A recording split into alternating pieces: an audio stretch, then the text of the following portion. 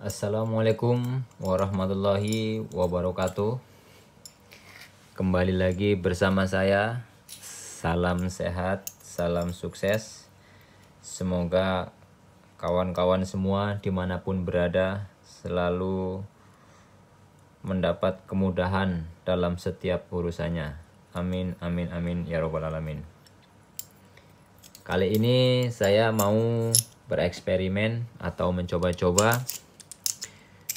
Ini mau mengelas ya, bukan cara tapi mencoba nih. Ini mau mencoba mengelas pipa stainless nih, stainless steel ke pipa tembaga dengan menggunakan kawat perak dengan campuran fluk. Jadi ini yang satu ini pipa stainless ke pipa tembaga dengan kawat perak dan fluk. Terus yang satu lagi dengan bahan yang sama, pipa stainless ke pipa tembaga hanya menggunakan kawat perak saja. Saya pengen tahu dari kedua bahan yang sama dengan kawat yang sama juga, yang satu memakai fluk, yang satu tanpa fluk. Kepengen tahu di mana perbedaannya dan hasilnya. Untuk yang ini pipa aluminium ya kawan. Saya pengen nyoba pipa aluminium ke pipa tembaga. Sebenarnya sih ini udah pasti nggak bisa ya kawan. Cuman siapa tahu ada kawan-kawan yang penasaran atau masih penasaran atau belum pernah ya ada yang nyoba gitu kan. Khususnya sih untuk yang pemula. Untuk yang para senior sih udah pasti ketawa melihat ini sih sebetulnya. Tapi nggak apa-apa. Siapa tahu belum pernah ada yang nyoba dan masih penasaran juga.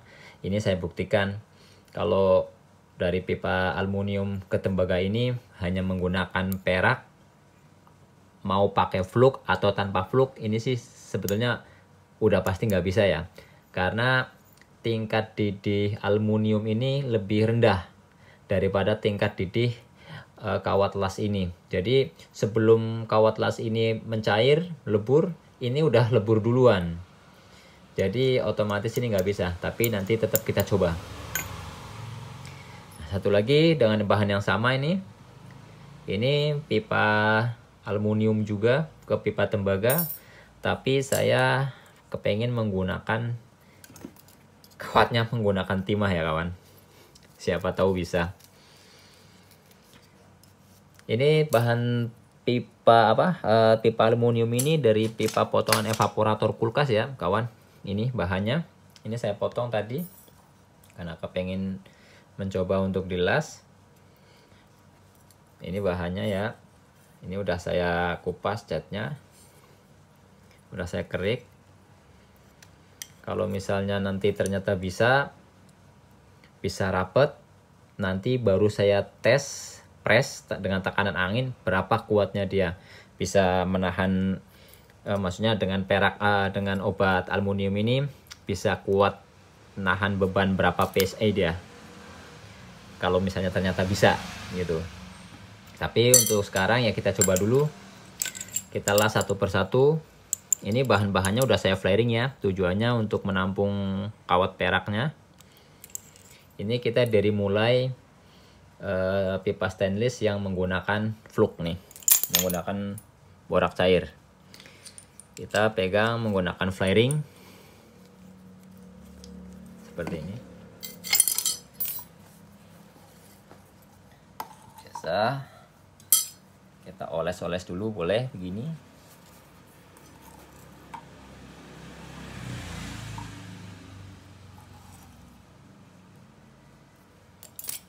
Coba kita nyalakan dulu.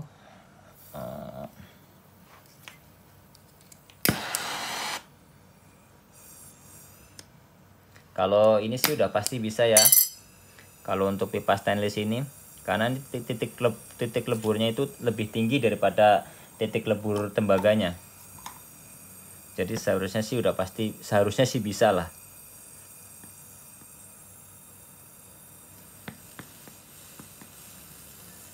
Untuk pembakarannya Ini karena bahannya stainless steelnya ini tipis, ini banyakin di pipa tembaganya saja ya, biar enggak terlalu panas.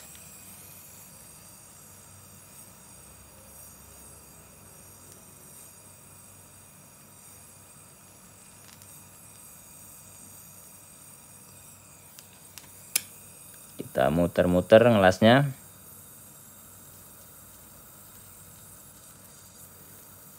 Kalau pengelasan menggunakan fluk ini lebih mudah ya, lebih mudah daripada yang tanpa fluk.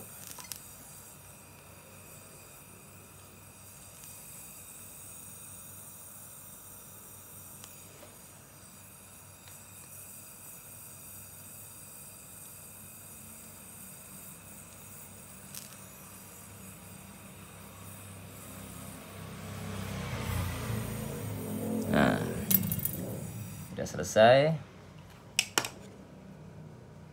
Kita cemplungin dulu ke gayung karena ini panas sekali.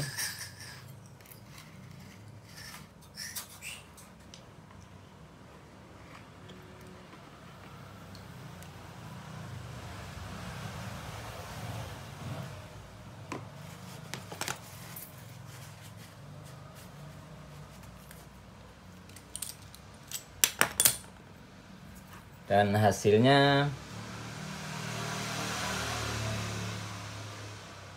seperti ini kawan, bisa lihat sendiri ya.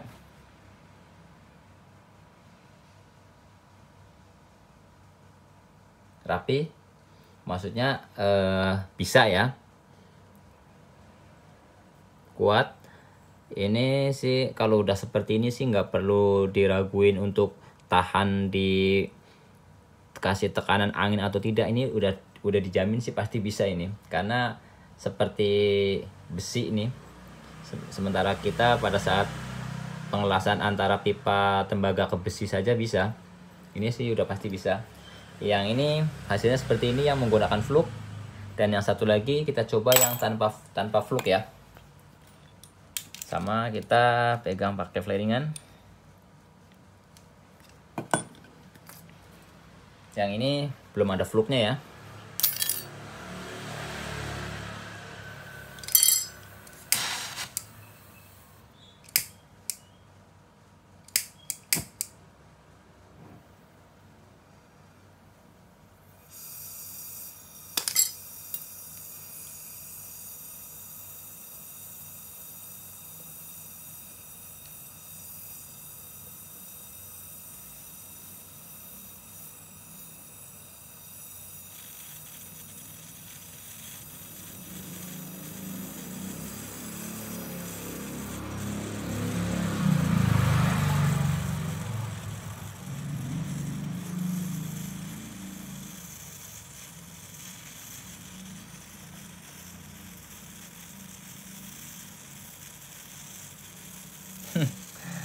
Ternyata tanpa fluk ini nggak bakal bisa nempel di stainless ya kawan.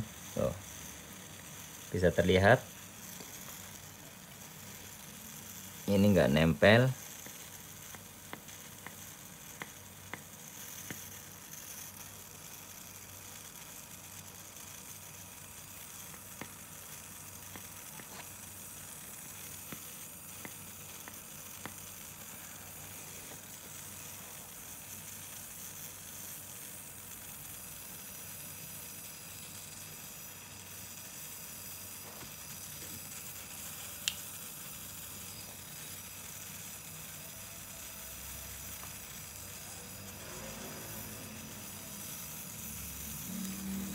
Malah seperti cincin dia melingkar.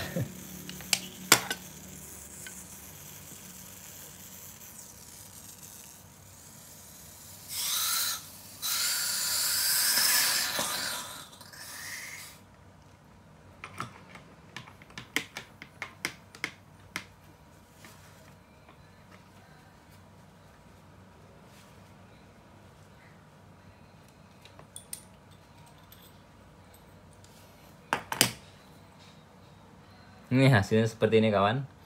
Ini nggak bisa ya. Jadi untuk pengelasan dari stainless ke tembaga. Kalau misalnya menggunakan kawat perak tanpa fluk itu nggak bisa ya. Ini nggak bisa, sama sekali nggak bisa nempel ke besi stainlessnya.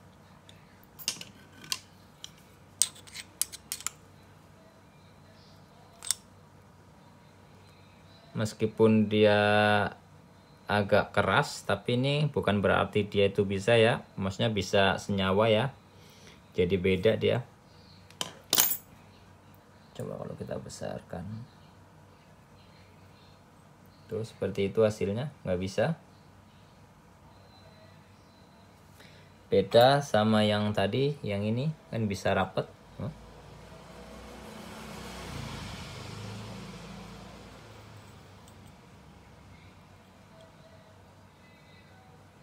Yang ini nggak bisa berarti.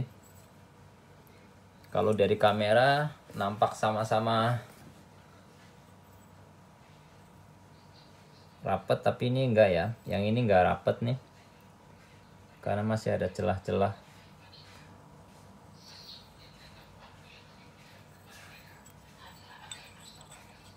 Oke, kita lanjut untuk yang pipa aluminiumnya. Ini coba saya menggunakan fluk ya.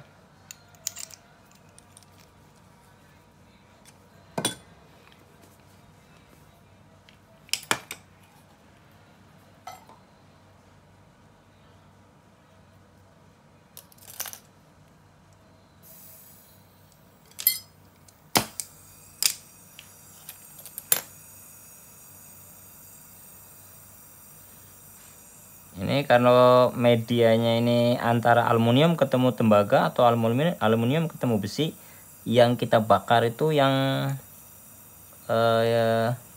kerasnya ya, misalnya besi atau tembaga gitu. Jadi jangan aluminiumnya yang dibakar, nanti dia bakal meleleh dia. Oh, sepertinya nggak bisa tuh. Jadi sebelum perak ini mencair, si aluminiumnya itu udah lebur duluan tuh. Malah bolong.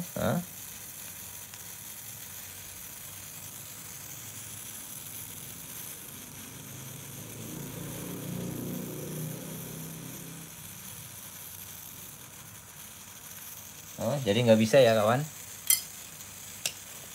nggak bisa sama sekali.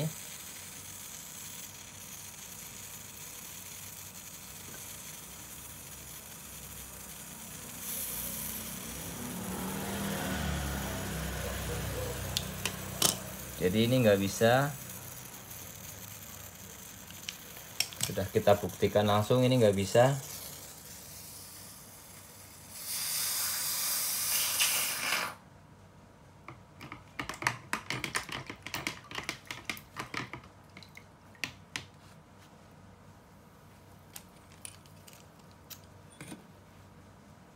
Hasilnya seperti ini.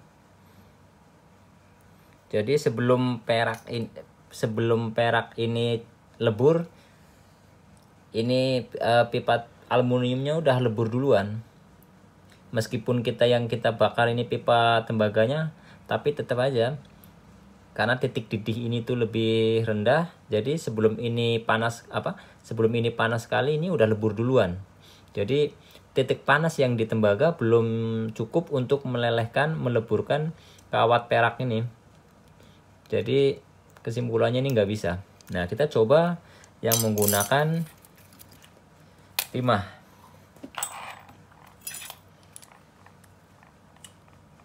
Kita masukkan lagi.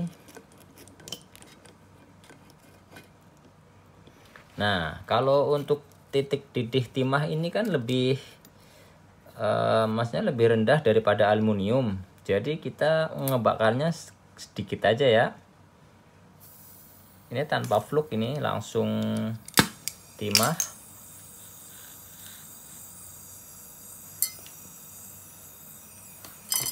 Kita bakar merata dulu.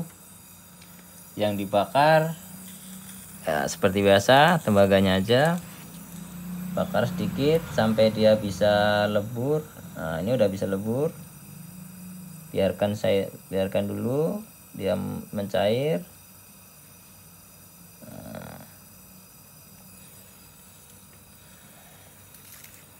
Nggak tahu rapatnya bakal seberapa banyak dia.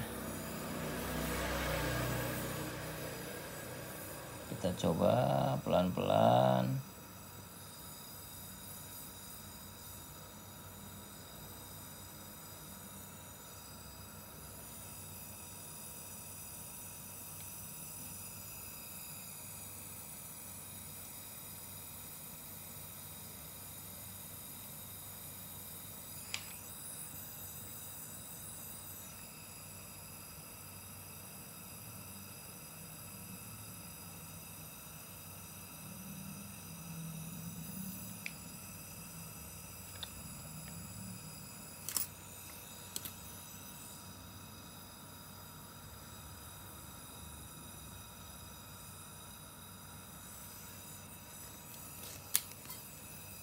Kalau timahnya kecil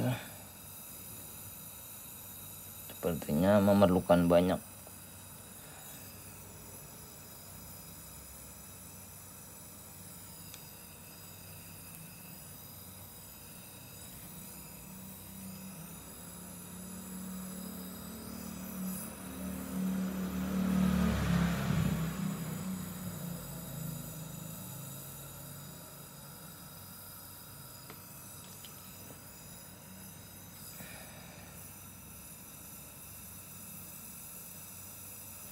Coba kita putar.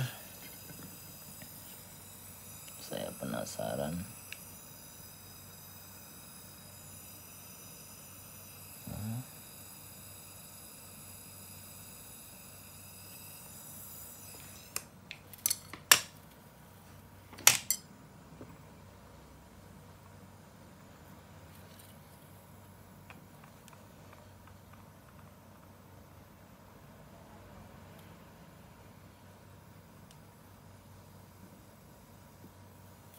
Oke, ini bisa kita tambahin lagi karena tadi apinya mati.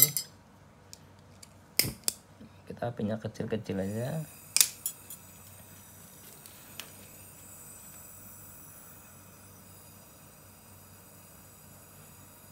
Ini sengaja nggak saya skip ya, supaya benar-benar real.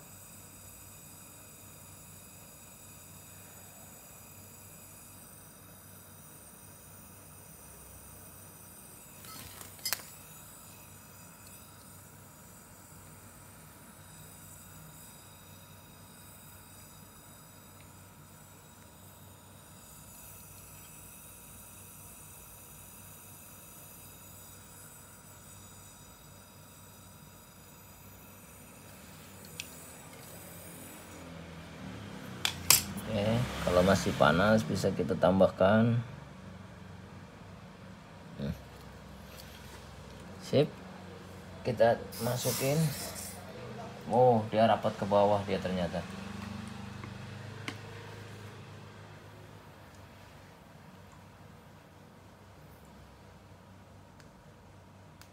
Mungkin pengelasannya nggak boleh miring ya.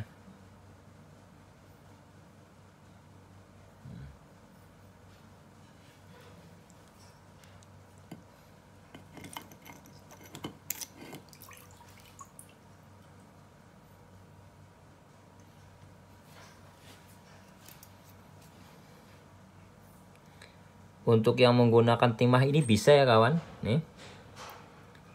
Karena timah ini kan sama seperti ketika nyolder kabel itu kan bisa ini. Jadi dari timah ke maksudnya dari aluminium ke tembaga menggunakan timah ini bisa ya.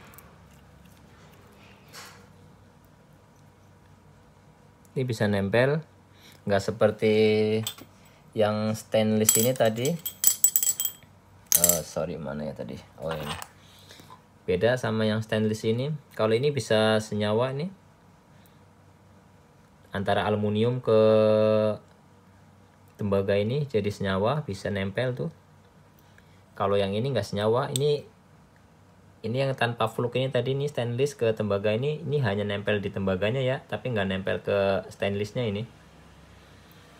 Kalau ini bisa ini.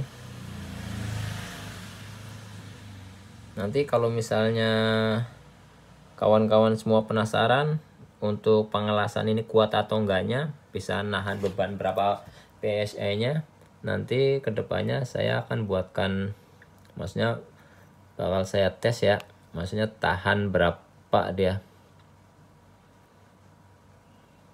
Tapi untuk pengelasan seperti ini diusahakan jangan posisi berdiri seperti ini ya, untuk pengelasan aluminium timah ini, karena nyampe ke bawah tuh dia. Nanti coba saya potong ini.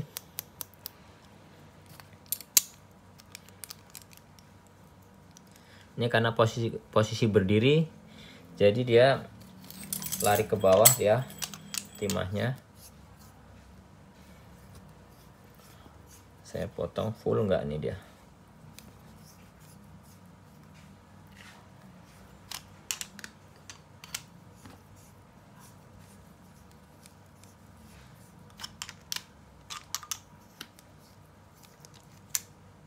Oh, ternyata nggak full. Ini yang jatuh.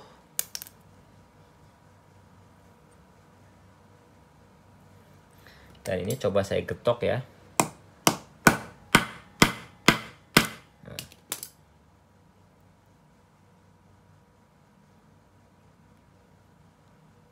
Yang ambles itu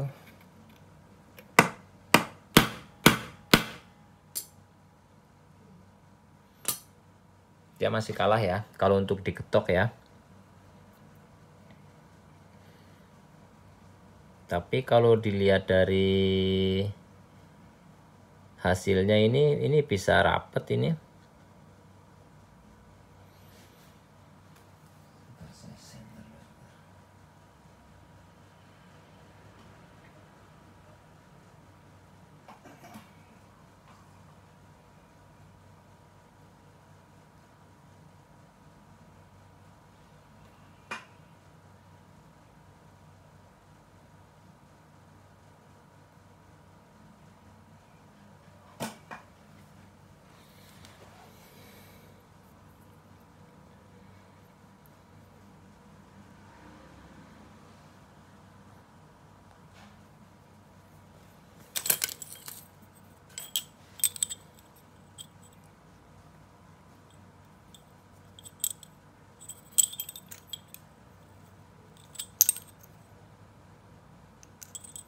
Jadi kesimpulannya dari 4 pipa ini dengan 2 bahan yang sama, dengan 2 bahan yang berbeda, 3 bahan yang berbeda, yang stainless ini stainless ke tembaga menggunakan perak dengan fluk ini bisa ya. Jadi pada intinya setiap pengelasan yang dari tembaga ke media yang lebih ke logam yang lebih keras itu bisa, tapi dengan syarat harus menggunakan fluk. Misalnya dari tembaga ke kuningan harus memakai fluk dengan obat yang sama menggunakan perak. Dari tembaga ke besi, tembaga ke stainless itu bisa dengan menggunakan fluk.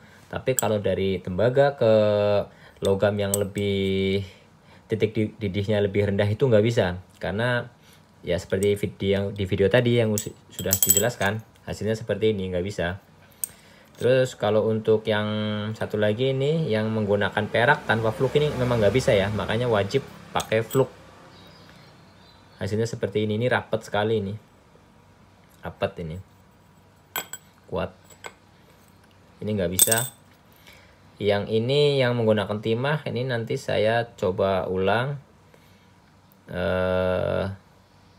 Kalau misalnya bisa nanti saya buatkan videonya, dan saya kepengen tahu maksudnya nanti saya kasih tekanan kuat nahan berapa PSI. Sementara untuk tekanan freon di kulkas itu kan paling juga kalau untuk posisi gas atau misalnya kondisi mesin mati itu paling sekitar 60 PSI.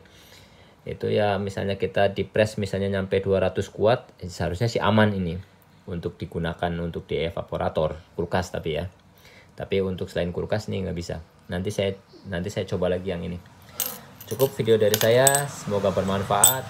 Wassalamualaikum warahmatullahi wabarakatuh.